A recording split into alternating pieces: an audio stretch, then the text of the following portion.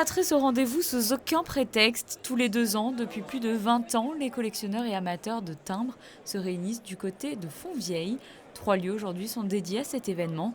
Pour la partie exposition, le public pourra découvrir 100 pièces rares et emblématiques du côté du musée des timbres et des monnaies et une double thématique autour de l'Égypte et de l'histoire postale maritime au musée de la collection de voitures du prince de Monaco. L'Égypte, non seulement la philatélie est importante, mais il faut aussi, on sait aussi que la poste a été inventée en Égypte.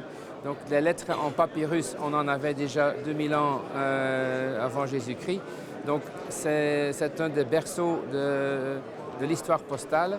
Et ensuite, l'histoire postale maritime, quand vous voyez des lettres qui ont voyagé au XVIIIe siècle sur les 3 océans, je pense que même si vous n'êtes pas philatéliste, que ça peut vous fasciner. Et le but, c'est d'avoir, on veut offrir quelque chose à tout le monde et non seulement aux spécialistes. L'espace Léo Ferré accueille quant à lui la partie commerciale de la manifestation. C'est ici que la chasse au trésor se déroule et certains n'ont pas hésité à venir bien avant l'ouverture des portes. 8h30. 8h30, oui. Ouais, juste comme ça. Vous êtes venu en quête d'un timbre particulier aujourd'hui ? Oui, Oui, moi, c'est moi la collectionneuse, mais bon, oui, les trois encarts, ouais. Numérotés, bien sûr, tant qu'à faire. Une fois la porte passée, direction le stand de l'Office des timbres de Monaco pour acquérir les fameux encarts numérotés et mis en vente spécialement pour l'événement. 2 en hommage à la princesse Grace de Monaco et un 3e, celui de l'édition 2019 de Monacophile. Comme je suis sur Monaco, tous les ans, je viens à Monacophile acheter les encarts en série limitée. J'ai une collection à peu près complète de Monaco que je poursuis chaque année avec les nouvelles parutions. Sur les stands, l'on questionne, l'on fouille ou l'on arrive directement avec sa liste. Chacun sa technique pour compléter sa collection. C'est une association qui défend la gravure des timbres en taille douce. Donc nous avons plus d'une 60aine d'artistes dans l'association et nous avons environ 720 membres. Je suis essentiellement axé sur les anciennes colonies françaises. Voilà, avant l'indépendance, c'est vraiment assez structuré, donc je ne m'étale pas sur beaucoup de pays d'Europe, tout le monde en a, mais moi je préfère être spécialisé dans un produit. J'ai quelques dom-toms aussi et un peu de Monaco également et de la France. Voilà. C'est important justement dans ce milieu de se spécialiser pour peut-être se démarquer. Oui, tout à fait.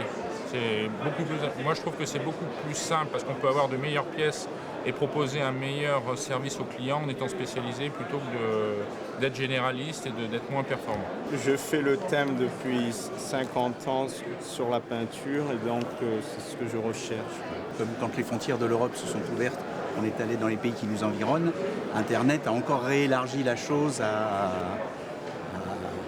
au reste de la Terre, on va dire. Mais ces salons, ça permet peut-être de garder un contact avec oui, les... Oui. Par exemple, monsieur, je le connais depuis des années, on se voit tous les 2 ans ici. Donc c'est un peu, je vais dire, le passage obligé, mais les gens ne vont pas tous forcément à Paris dans les salons ou dans des autres villes de province quand il y a un salon.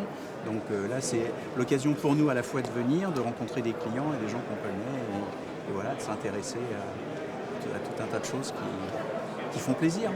De nombreux pays représentés cette année encore et des tarifs pour toutes les bourses allant d'un simple timbre à 15 centimes à une pièce plutôt rare à 10 000 €. Et les timbres de Monaco remportent toujours un franc succès. Le processus d'émission d'un timbre est le même donc, pour toutes nos émissions, c'est-à-dire que c'est le souverain, par le biais de la commission consultative de la collection philatélique, qui approuve les thèmes des timbres et également les visuels, sur proposition de l'Office des timbres.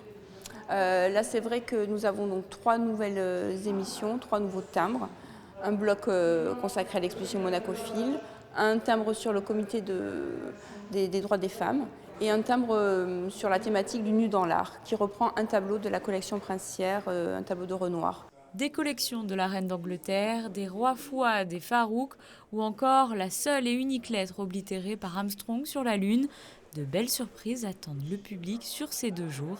Et comme tout bon collectionneur, l'on peut repartir avec une dédicace des artistes ayant dessiné ou gravé les derniers timbres monégasques présents sur le salon.